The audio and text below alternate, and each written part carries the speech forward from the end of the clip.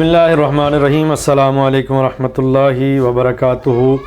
شرح میات عمل کے تراکیب کے حوالے سے مقدمے میں سے سب سے پہلے ہم نے ترکیب کی تھی بسم اللہ الرحمن الرحیم کی۔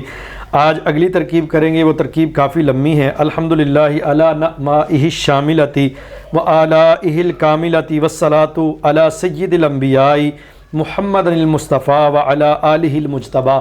یہ ترکیب کافی لمبی ہو رہی تھی، میں نے اس کے 3 حصے کر دی ہیں، جس کا ایک حصہ انشاءاللہ عزوجل آج ہم حل کریں گے، جس کا پہلا حصہ الحمدللہ علی نعمائہ الشاملۃ وآلائہ الکاملۃ۔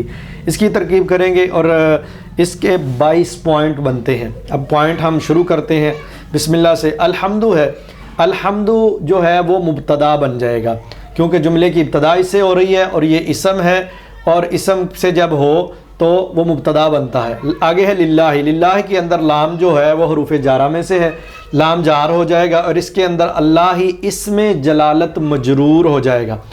آگے لفظ آ جاتا ہے ہمارے پاس، یہ لام جار اور مجرور جو ہیں یہ 2 بنائے، ان کو بنانے کے بعد ہم ملا دیں گے۔ جار کے درمیان اور مجرور کے درمیان میں نے پلس جمع کا نشان ڈالا، یعنی جار مجرور مل کر یہ ظرف مستقر بن جائیں گے۔ ظرف مستقر اس لیے بنے کہ لفظوں کے اندر فعل موجود نہیں ہے۔ اس کے بعد الا آ جاتا ہے، الا جو ہے وہ بھی حروف جارہ میں سے ہے، وہ حرف جار یہاں لکھ دیں گے۔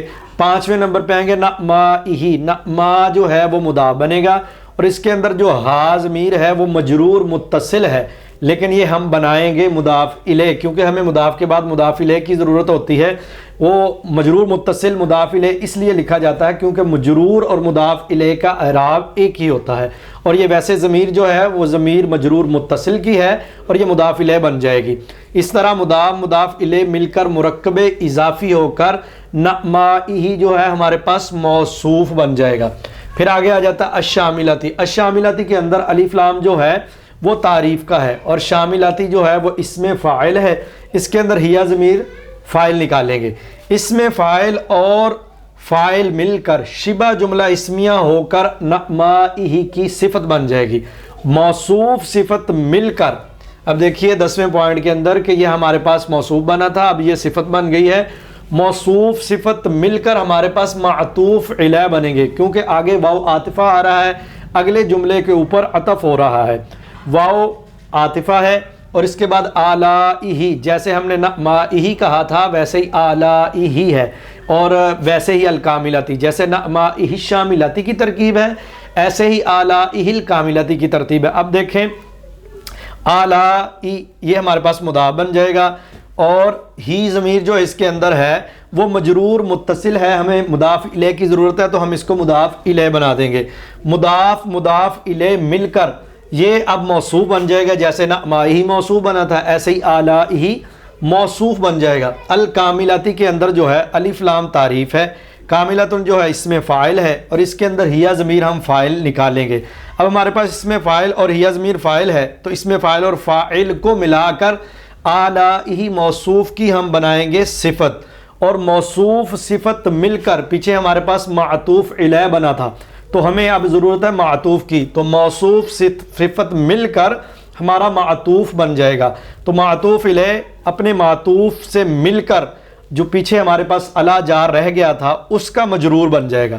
پھر جار مجرور مل کر ظرف لغو ہوگا مستحق اسم مفعول کے متعلق، یہاں پہ مستحق نکالیں گے اسم مفعول تو اس کو ظرف لغو بنا دیں گے۔ پھر 20ویں نمبر پہ ہم مستحق جو ہے اس کے اندر ہوا ضمیر جو نکلے گی وہ نائب الفاعل نکلے گی، ٹھیک ہے، اور اس کے آگے 21ویں پوائنٹ پہ جا کے ہمارا یہ اسم مفعول اور اس کا نائب الفاعل اور ظرف مستقر اور ظرف لغو مل کر خبر ہو جائیں گے الحمد مبتدا کے لیے، الحمد مبتدا کے لیے خبر بن جائیں گے، اور مبتدا خبر مل کر ہمارے پاس جملہ اسمیہ خبریہ بن جائیں گے۔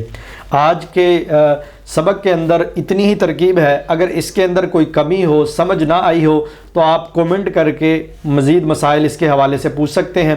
اللہ تعالی ہم سب کے علم میں عمل میں برکتیں عطا فرمائے۔